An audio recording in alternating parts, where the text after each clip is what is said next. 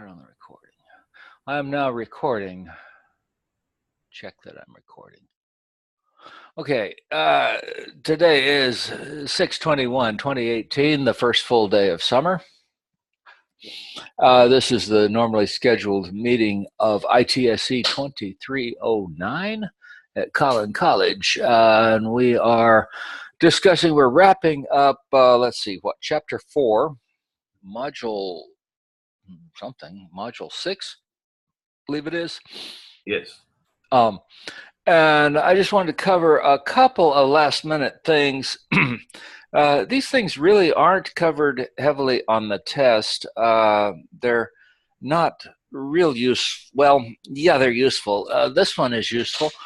The first one I want to cover is the union, and where I can take two select statements. So for example, select vendor ID from vendors, select vendor ID from invoices, and I take a union. Now a union is going to give me those rows that are in both select statements. Is that fairly straightforward? If I say union all, I will get duplicate rows. So if there's a duplicate in the first one and in the second one, I will get two rows in the output. Normally you do not say union all, because normally you're not concerned with wanting duplicate rows. You might be. If you are, you have to say union all. Important piece of this is that the same number of rows, for example, I have the same number of columns. I have one column here and one column here, must be returned from both queries, and they must be the same type. Now, they don't have to have the same name. They can be different semantically, but it doesn't make a whole lot of sense if they're different.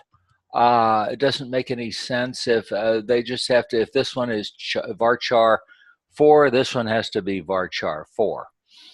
Whatever this one is, that one has to be the same type, but they don't have to agree in terms of name. The field name will be taken from the first query. So if I give this a name, F1, in the output, it will all be named F1.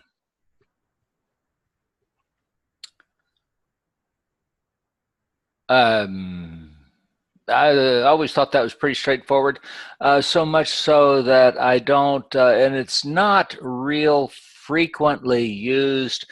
It's kind of an esoteric thing that you can do. You can put two tables together in their output. If I put an order by on it, it applies to the whole union.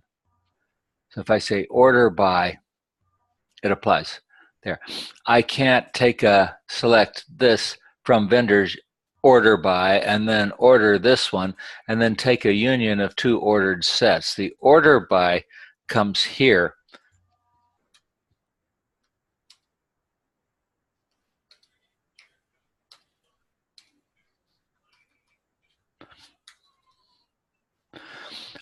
So this order by would apply to the entire output if it were there. I have a question. Go ahead. Okay, this since two tables are different, even though the column name is the same, they don't have to be the same thing. Is this correct? Whether the column name is the same or not is irrelevant. The column type must be compatible. So if one of them is a varchar, then is character data, the other one must be similar character data. If one of them is a number, the other must be a number. I suppose you could union a one that was an integer and one that was money. I don't know why you would ever do that, but I suppose you could, since money and number are both sort of integers. Okay, following up what I was saying, if one is the first name varchar 12. Yes. Another one is the last name, varchar 12. Yes. They will still work. Yes. I don't know why you would want that, but yes, you can do that. Okay, but I mean, I don't know what that would mean. You would have, my name is Stephen Smith, so you would have Stephen in one row and Smith in another row. yes, but here I just said first name and last name. Hmm? One could be first name, another one could be color of the car. It could be, yeah. So that way, a second question I have, when you say union, will it be the same thing if we had two different select statements, SQL, and just merge them together or copy or paste them together? Sure.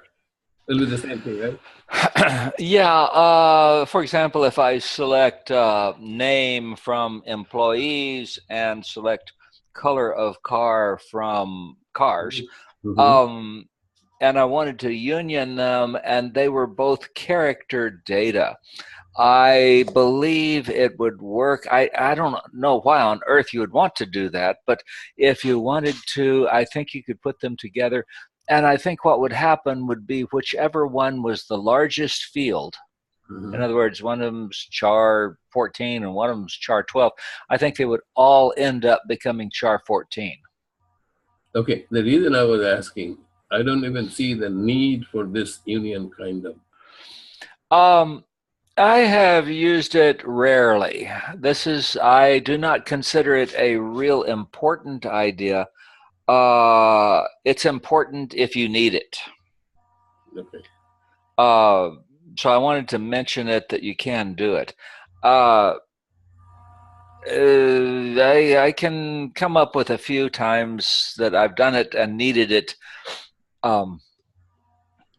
It'd be difficult to explain it, but you can put yourself in a situation where you need to be able to put two outputs together and then sort them and then join it to another table or something. And so I have, for example, this could be select something from old clients and then select something from current clients. And then you want to union them together and see it. So in that case, I could see why it would be useful. Okay. Some systems provide us with what we call a full outer join. SQL Server is one of those systems. The full outer join is essentially a right outer join and left outer join together. I mean, it's both of them. We don't have to have that. If we did that, it would look like this. Select vendor ID from vendor, vendor ID from invoice, full outer join, invoices as I, and so forth. Now, if I ran this, I would see I'm putting the order by from vendor, so I gave this one a name, from invoice, ordering by from vendor. If I were to execute this, and I have problems in my world. Oh, yeah.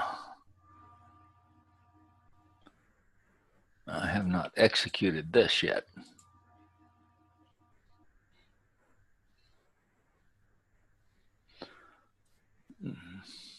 I'm in my script, I'm using both the ScratchDB and the. Okay, so this one, notice I have a null and a 999. This is that invalid invoice number that I have. And what are the rest of them? The rest of these are from the invoices. These are what? Childless parents. So vendor one has no invoices. And as I scroll down, I start seeing some of both of them. So I'm seeing actually both of them. So I'm seeing nulls in both columns. You don't do this very often. You're mostly interested in either left outer join or right outer join. Very seldom are you ever interested in full outer join. I don't ask you about a full outer join on test one. so you don't have to worry about it. But you do have what they call the full outer join. This is seldom, I've never used it. If you need it and don't have it, what this turns into is a union. So select everything, select these guys, left outer join, union, right outer join. Notice I put the order by into this one so that when I execute this, I will get the same output as I did from the full outer join. There's the invalid child, and as we scroll down, we see the same output, and we have the same 316 rows, both of them. So this one, I believe this one gave us 316 rows. Let's try it. Oh, that one gives us 203 rows. Maybe I have, because I'm getting duplicates with union all. Let's see if that gives us 203 rows. 123 rows. Listen to me. They're supposed to be the same thing. I'm going to have to work with this a little bit, but we do have what we call the full outer join. It is not very useful, and I don't believe I've done any exercises on it or anything. I'm not particularly interested in it because if you master the left outer join and the right outer join, you can answer most of the questions that a database will produce.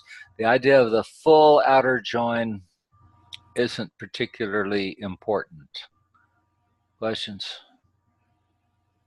It seems to me if we do left outer join, right outer join, and the inner join, if you add up all the records, you will get the union.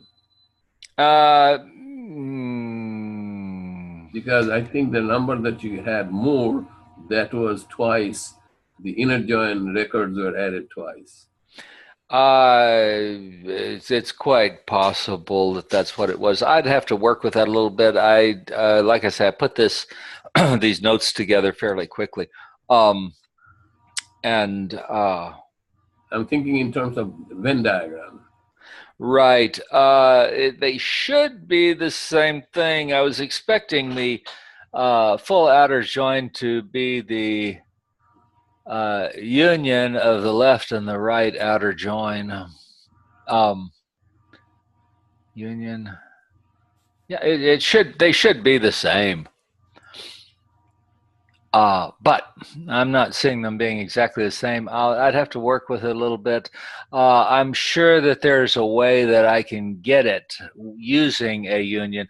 Maybe I need to union a inner join in there also. I'll work with that and get back to you. It's not on the test, so we don't have to worry a whole lot about it. Question. Okay.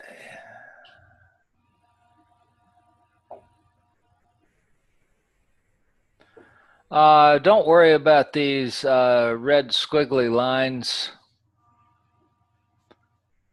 Here you scratch. Remember this one. Remember the parents table. Execute the parents, and I get Joe is 1, Tom is 2, Hal is 3. And from children, I got Joe is CID A, belongs to parent 1, Joe Jr. Tom Jr. he belongs to parent ID 2, which is Tom. Joe the third, Joe Trey, belongs to Joe. As you see, Hal does not have a child.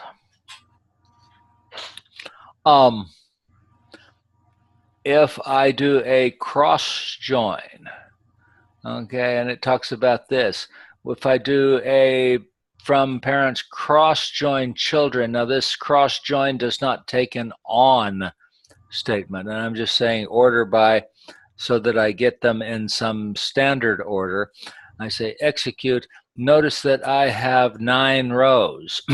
So I have Joe, Joe, Joe, well, that one, combined with all, Joe combined with all 3 children. Tom, Tom, Tom combined with all three children, and Hal, Hal, Hal combined with all three children. And so this is a cross join. There is no particular reason not to go back to the old implicit one for this. From parents as P, children as C, with just a comma between them, a cross join. This is a cross join. So this is going to give us exactly the same output, or I'll eat a bug. 9 records, exactly the same. It doesn't matter which one. I really don't need this one at all. So this is the older syntax. If I needed this thing, I would just do these guys, but I almost never use a cross join for anything. I guess I could if I had to. So that's a cross join, or also known as the Cartesian product. In other words, make every possible row you can out of these two. So if I have 100 rows in the P table and 50 rows in the C table, I'm going to have 5,000 rows in the output. If that's useful to you, you can do it. Remember that when they did the old-fashioned syntax, we took the Cartesian product and then we qualified it with the where. So we added the where, P dot P ID is equal to C. C dot, dot. I'll get it in a minute.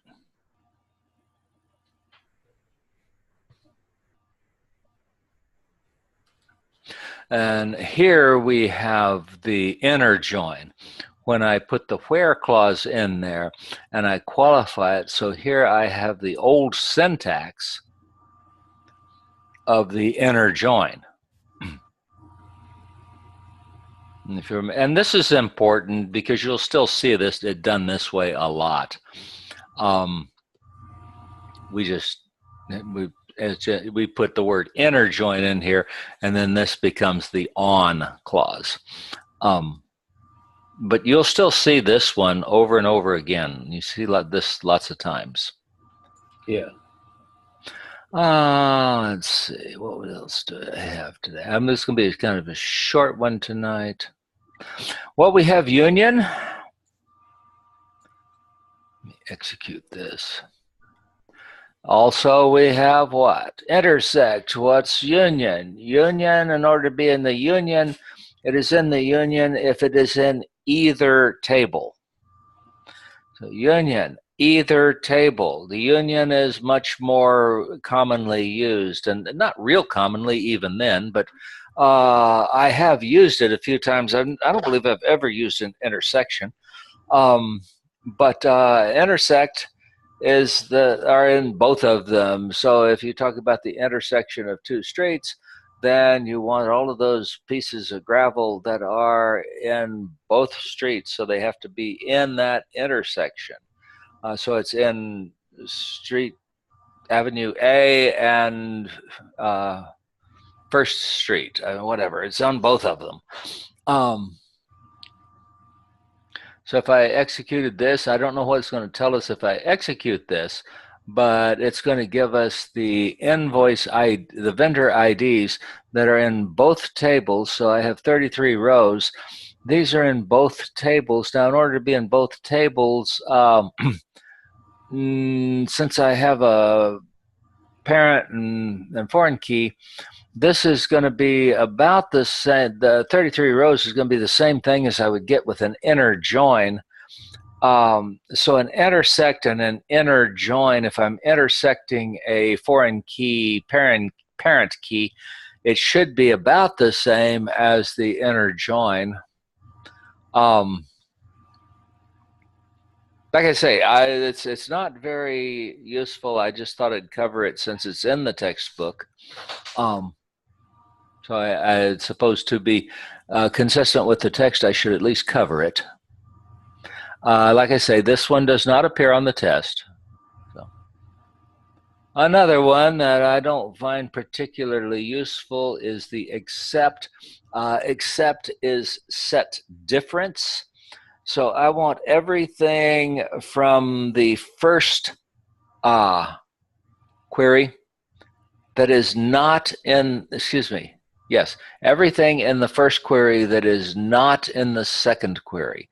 I could think of a few situations where this might be useful. So in other words, sometimes it will be written as this is query A minus query B. You will see that syntax sometimes. Sometimes it'll be written as minus. Go ahead. Is this one going to be the same as left outer join? No, no, it's different. It's so if query 1 returned to me A, B, and C, and query 2, the second one, returned to me B, then the result of the except would be AC. It's not really an outer join. Take the first query and subtract. Oh, I see. Okay. Everything. So this is called set difference. So there's three operations. There's three set operations. I have to have what we call a canonical cover to be able to do everything I might ever need to do with sets or can do with sets. And database is essentially a set algebra. I need to have an intersect, excuse me, union is the big one. Union is the one most often used. Then I have to have intersection, and I have to have set difference, and that's the except operator. Okay. Okay.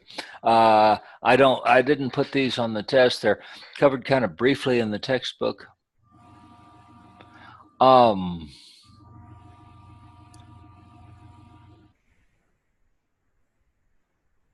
Okay, we are now ready to move into test 1. I'm going to take a break here now. Well, I'm not going to, take a break. I'm going to break in my logic and say that the everything we've done, all my grading is caught up. So everything that was in, if you turned it in this morning anyway, I have graded it. I don't know whether if you turned it in this afternoon, I probably haven't. So everything's graded, everything's commented, turned back to you. Let's see. I'm going to open the test tomorrow. So the test will be available, and I'll be available to troubleshoot it as soon as it comes online. If there is a problem, if you cannot access it, if there's any issues with it, I would like to hear from you immediately, please. I'm going to be monitoring tomorrow. I want it up enough. I would like a few people to, okay, hey, Byron? Yes. Would you please, tomorrow, I think I'll bring it up about noon. Okay, I want you to access the test. Would you be available to access it right then for me? 12, yeah. Afternoon, okay. And then that way I will know that if it's up for you, it's up for everyone. Most of the time, if you access the test, your clock starts, but I can reset that for you. You don't have to take the test right then. Just I want you to access it. Tell me, can you see everything? Okay. Send me a message in Canvas that you can see everything. And then if you can, everybody can. It's right around noon time? Yeah, let's see. I go to 12 and 12:30. Right. I get out of my morning aerobics at 11:45, so I should be home by noon. Let's say 12:30. Okay. So I'm going to turn it on, and once you access it, of course, I'm asking you to access it to test it. I don't think there'll be any problem.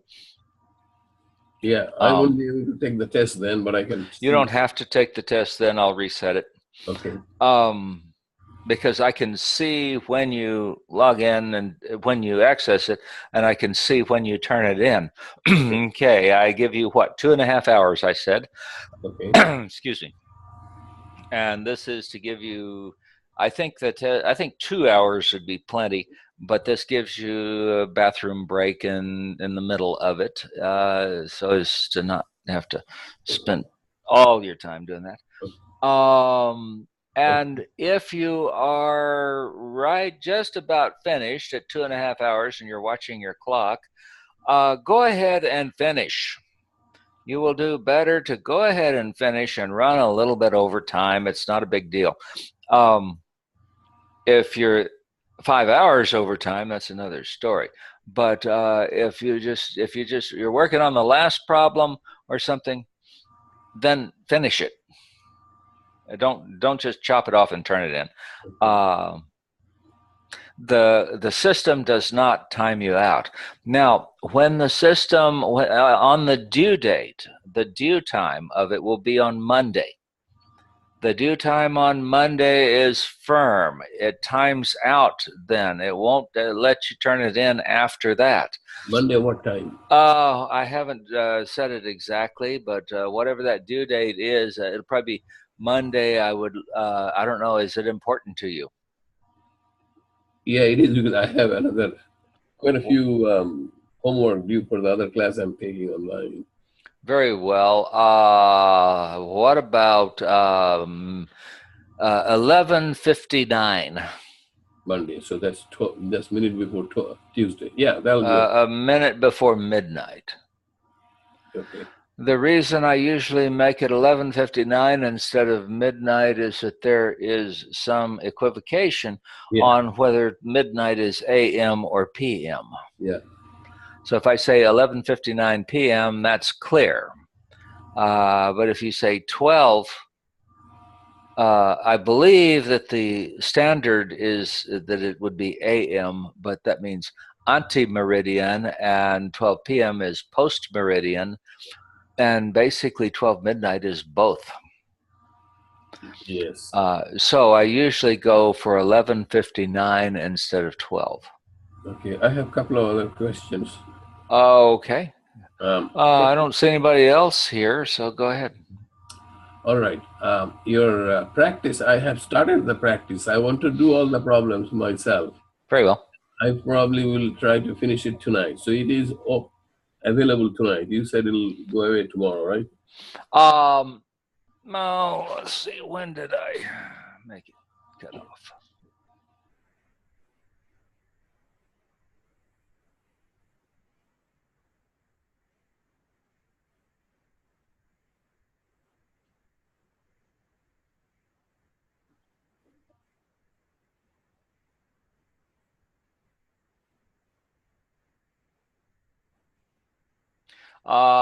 Tomorrow at 11:59 p.m.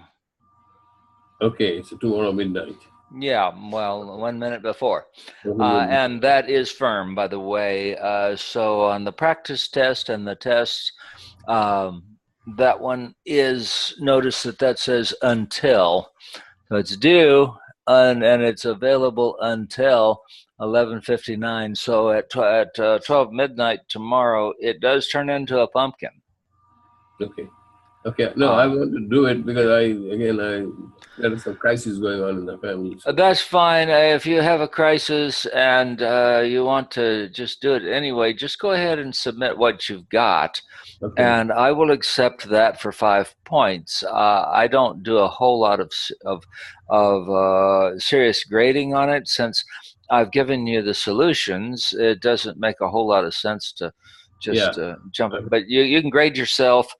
And if you want to go ahead and submit what you have, that'll be fine. You'll still get the 5 points.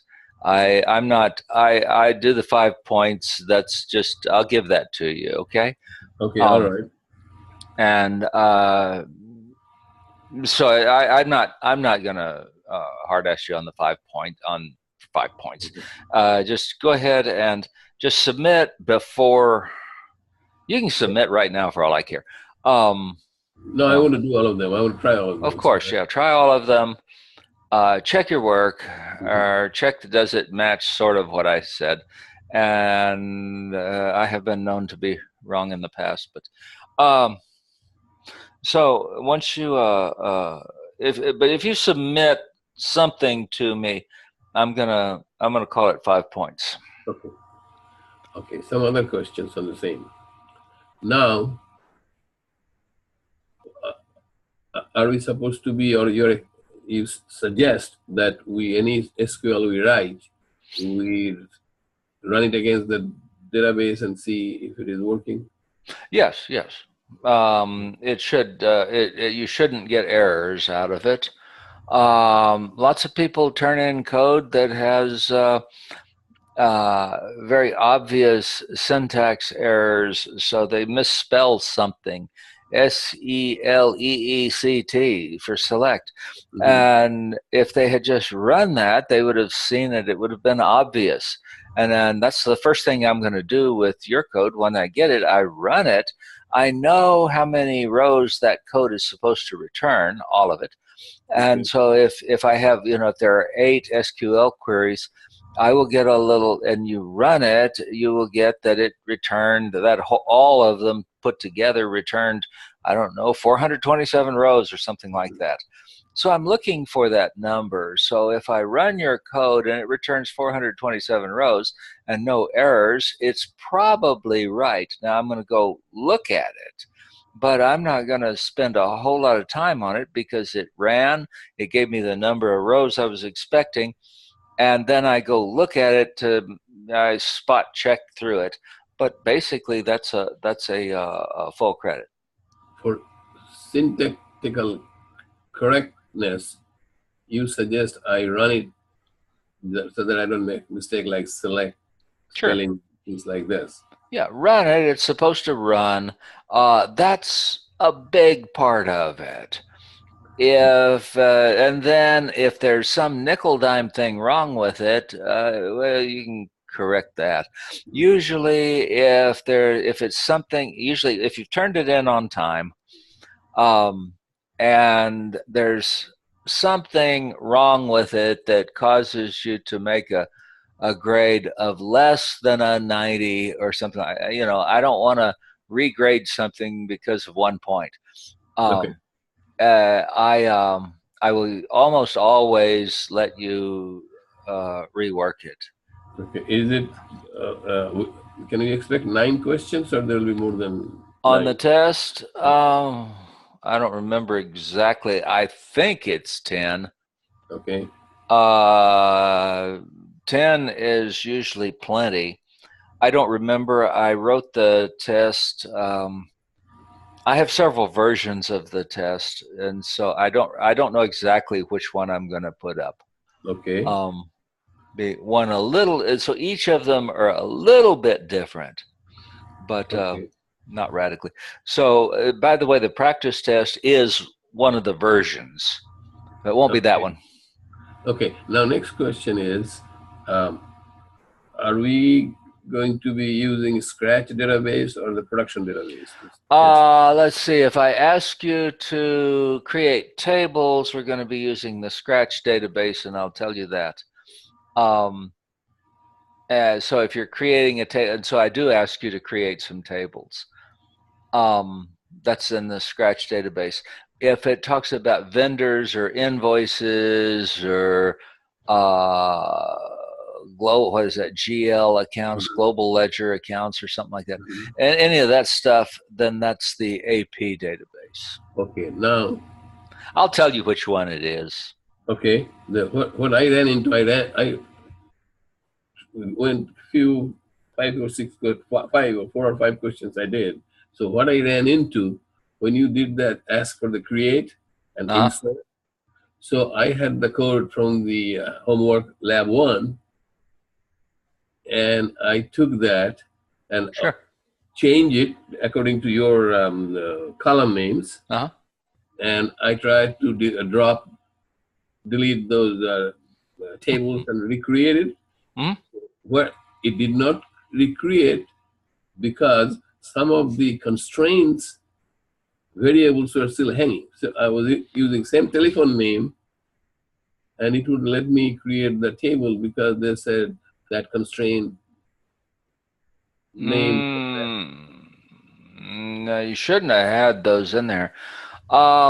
You can go in and manually drop those tables in No, tables your. tables I could draw. The question that it leads it to, supposing you said vendor's ID, and I'm running into some problem with the vendor's ID, something hanging somewhere. So I change it to vendor. Will that be okay? No, the vendor ID comes from the AP tables. No, I'm not talking about that. I was talking about the create table and that. Right. So let's see. We have a owner and a car. Owner owns 0 or more cars. Now I've got an owner ID or a SSN or something, and that's the owners table. And then I've got the cars table, and there's a vehicle ID, and a foreign key into owners. You shouldn't have any trouble with that. Okay, on the owners. That's one I do, by the way. Owners. I got another one I do. Doctors and patients. Yeah, no. What I'm saying, we had the same table created in the first lab. So when I tried to do it, it didn't take owners. I had to drop the S. When I said owner, it created a new table. Had you dropped the table, if you said, if object ID OWNERS is not null, drop table OWNERS, it should have dropped it. The only problem is, well, let's see, can you drop on? Oh, okay, I know the issue. So you have owners and pets. You have a foreign key into that. Yeah, yes, exactly. Yeah, you have to drop the pets table first. Yes, that I did. Then it worked. Yeah, drop the pets table. Most of the time when you create scratch tables, and this is why we don't want to create tables over in our AP database. That's why we have a different database for when we create tables. And just when you finish, okay, after you finish with the session and you're done with them, and so you selected everything, select this, select that, you've inserted everything. Now everybody's happy. Just go ahead and drop the tables right there. Drop the pets, drop the owners. Oh, I see. At the end, and I didn't tell you to do that, but if you do that, because you have something called owners, you're trying to create another table named owners, and you have to drop the pets table first because it's a child of the owners. So you would drop. Coming up, I wasn't understanding, but I studied for a while. Then I realized what is happening. Right, you drop the pets first, then you drop the owners. Now you can create owners. And so in something new that we are creating, which is in Scratch, if we just tweak the variable name or the column name and just a little bit, like you said, make of the car, I just say MK of the car. It's not the column name that's the problem, it's your table name. The table name can't match a table that's already there. Okay. So if you're trying to say owners and the owners table exists, it's gonna barf. And it doesn't have anything to do with the column names in the table. Okay. Next question I also had, like you had a question. I'm telling you which one is that. Now you have the table that we didn't use at all during our lab is the what is that table called? Terms table. Oh, it's in the terms is in the invoices, I believe. There's the terms table in the AP database. There is a terms table in the AP database, and I think that if you look at the AP, I think if you look at the invoices table and the columns, the terms ID is a foreign key into the terms table. But you are you were trying to insert something with terms, description, and due date and all that. So I had to access the terms table. Okay. Now, Oh, it's in the practice? yeah, I don't know. Let me go look at it. that is part 2. Here's the practice test 1. Part 2, first one, yeah. Here. This is the practice test, right? Yeah. Okay. Part 2, number what? Terms, yeah. Terms. Into the terms table. Okay. Insert the following record into the terms table. Terms ID, terms due days.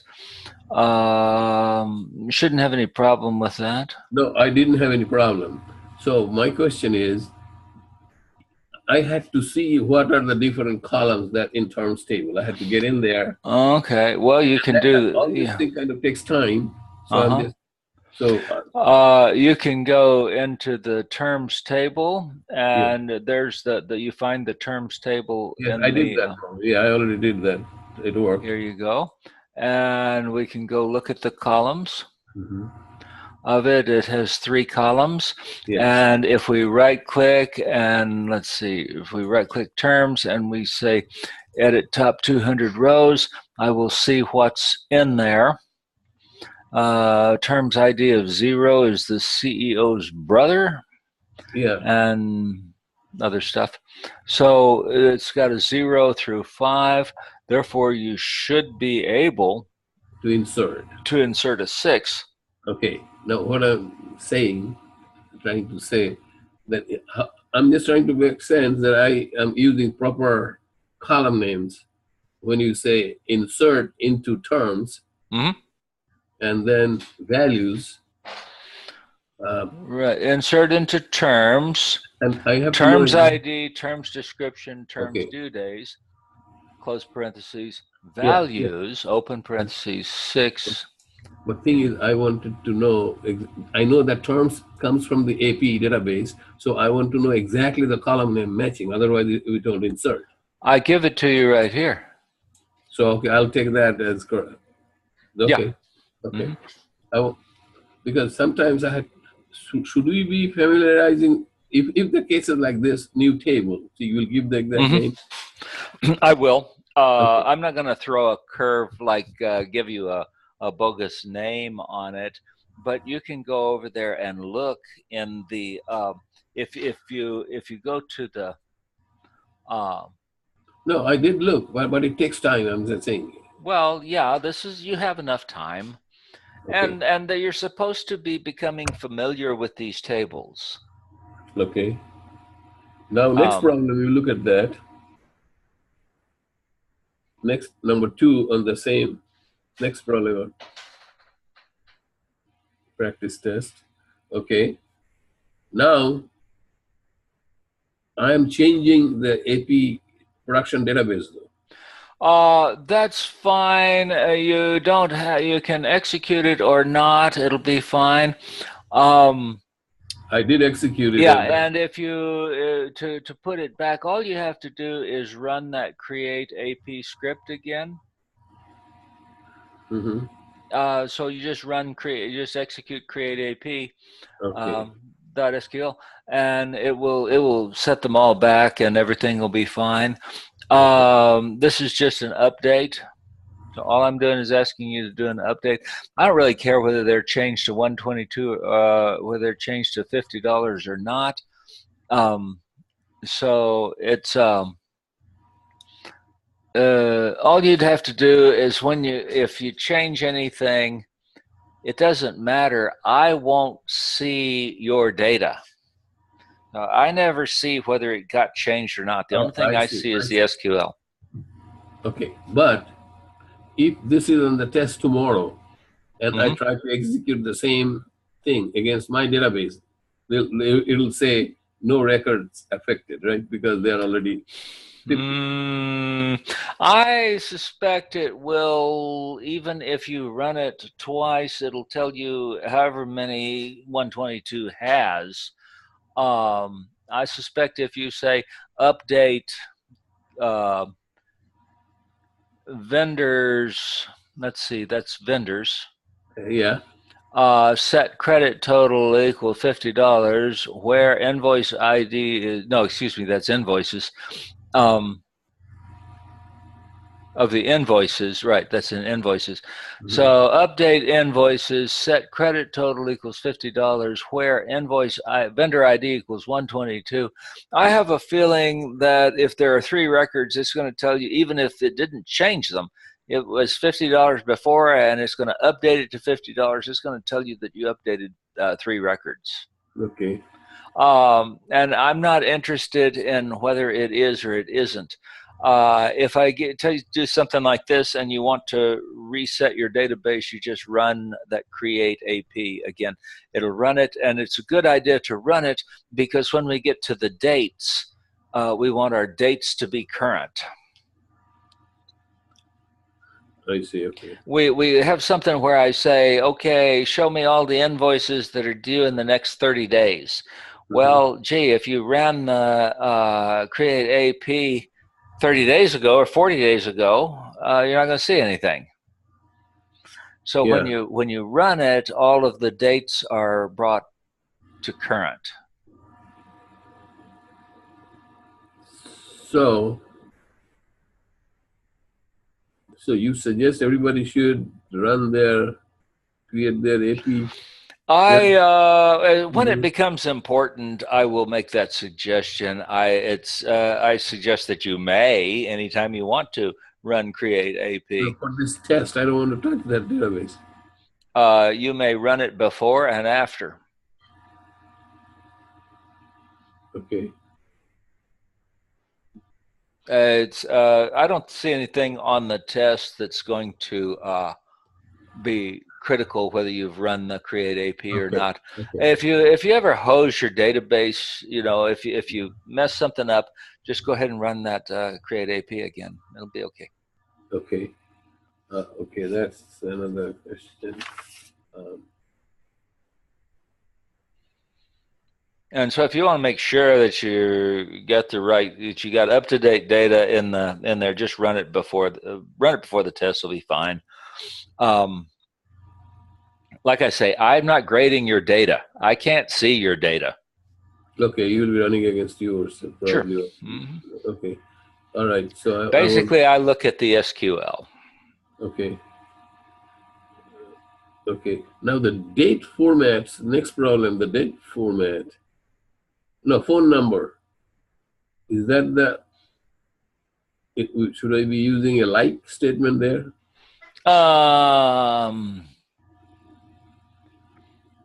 No, there's a show. This is an update vendors, set vendor phone equals this. When this is null. Where vendor phone is null. Okay. All right. Okay. And that's commonly used for a phone number that is null. So if I were to run that, it would put, instead of null, I would have the 99999999999. And that's done a lot because that's an invalid number, but that's better than having nothing. Okay, so that means 4 and 6, 10, 11, 13. So it's a bar chart 13 or 14. Is that how it's? I don't believe I ever have to say that. I'm just going to say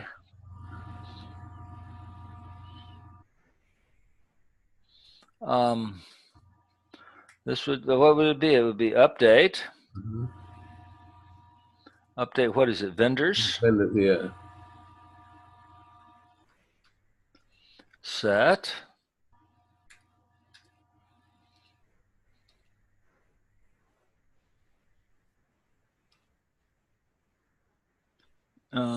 Equals, so this is a quote. And since I do have to know, does that have this guy in there? I believe it does. 9. Mm-hmm. Close. 999 dash 9999.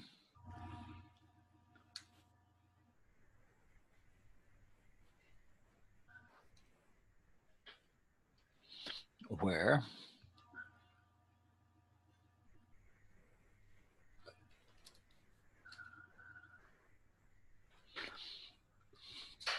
That's what I'm looking for there. Okay. Now, if we have the vendor phone, how is it declared in the database? You can with that you just go look at it. So you'd go over here and you'd take a look at vendors. Yeah. So you look at the columns, and vendor phone is a varchar 50.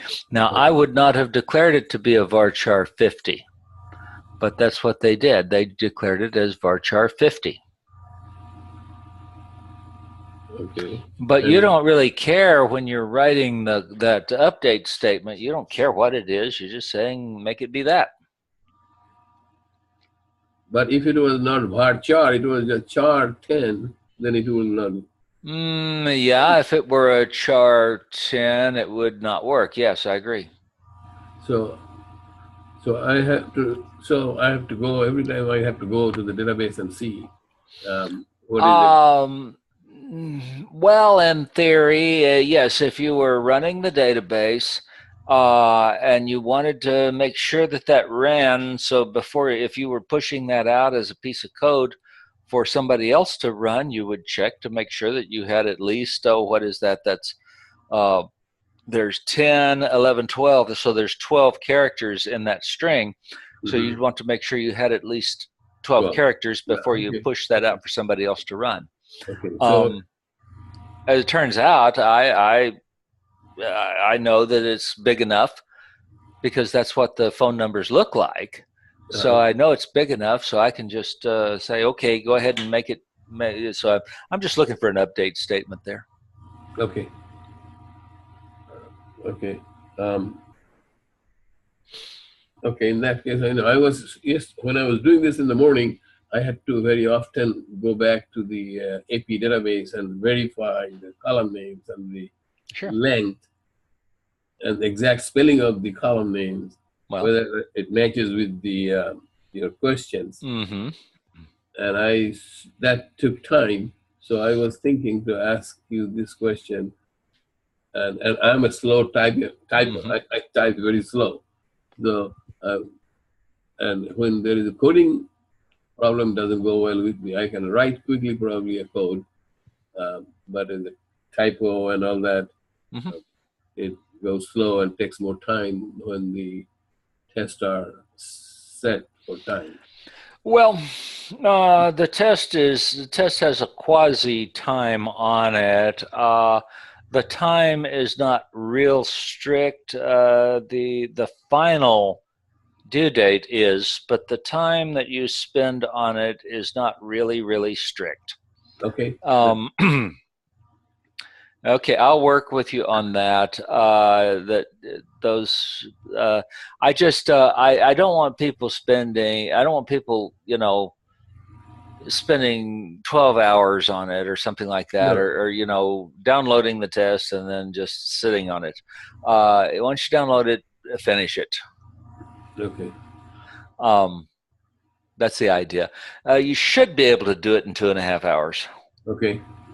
And the whole idea of the practice test is to become familiar with those spellings, become familiar with going over there and looking at them. By the way, you can open those guys in different tabs, or you can keep your Object Explorer open, or you can close. I sometimes close it, I sometimes open it. It just depends on whether I'm using it or not.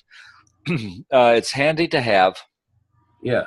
I can go over there and look at the data that are in there, and I can troubleshoot with it a lot. I won't always have it, but Yeah, when I was doing it, I was writing a code and I was running it. And that's when I was running into, if we did not try to run it against the database, I wouldn't find out all the problem that I'm asking. Well, you try to run it. You always try to run your code. Yeah. Okay. I think okay then. I'll check your test tomorrow around 12:30 and let you know. Okay, I should have it up by then, and I will. I have a student view, but it doesn't always work exactly like students see it. Okay. Okay. Well, I guess are we done tonight? Yes, I think we're done tonight. Okay, it's almost 7. So, well, good evening then, and I'll put it up. If there's any problem, we'll get back together and get it fixed. Okay, great. Thank you. Thank you very much. I'm going to end the recording now. And I'm stopping the recording.